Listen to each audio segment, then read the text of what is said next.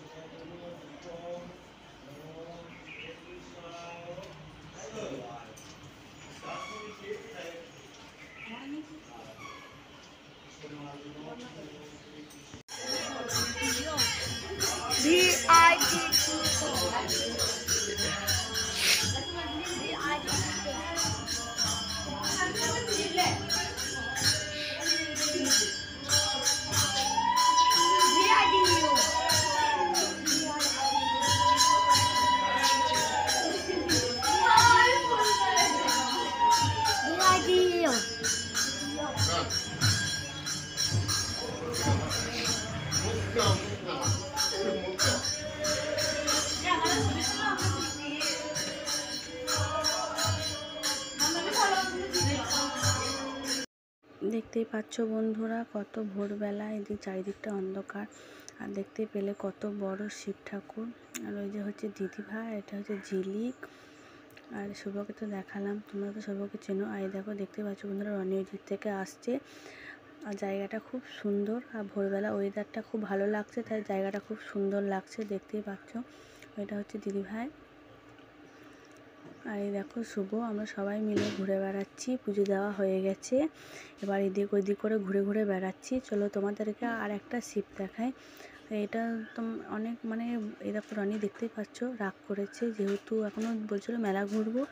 ওর বাবাই একবার মেলাতে নিয়ে গেল, তো মেলার দোকানগুলো খুলে নিকো। আর আমরা এখন এই যে ঘুরে ঘুরে বেড়াচ্ছি। চলো বন্ধুরা তোমাদেরকে আর একটা জিনিস দেখাই। দেখতেই পাচ্ছ জায়গাটা এত সুন্দর, মানে বাড়ি যেতে ইচ্ছেই করছে না, মনে হচ্ছে এখানেই থেকে যায় এরকম মনে হচ্ছে।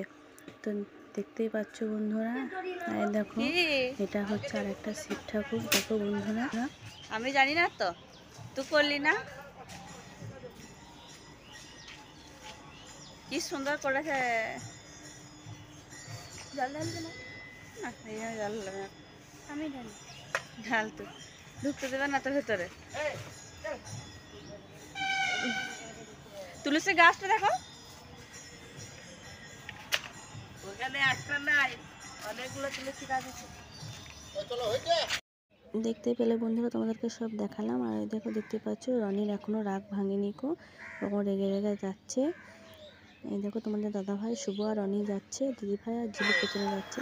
আমাদের পুজো দেওয়া হয়ে গেল, আমরা এবার হাইরোডটা পেরোবো। দেখতে পাচ্ছি বন্ধুরা কত বড় হাইরোড, দুদিকে মানে গাড়ি সামনে আসতেই চলেছে। তো বন্ধুরা এবার আমরা বাড়ি যাচ্ছি। আচ্ছা বন্ধুরা পুজো দেওয়া হয়ে গেল, আমরা বাড়ি চললাম, সবাই রোডের মধ্যে হাঁটছি।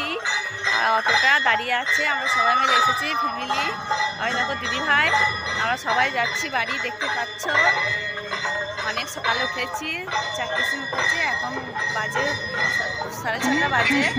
বাড়ি চললাম, আর কিছু বলার নেই। ব্লগটা এখানে শেষ করছি, পরের ব্লগে দেখা হবে, ছোট্ট ব্লগ। Tata tata tata.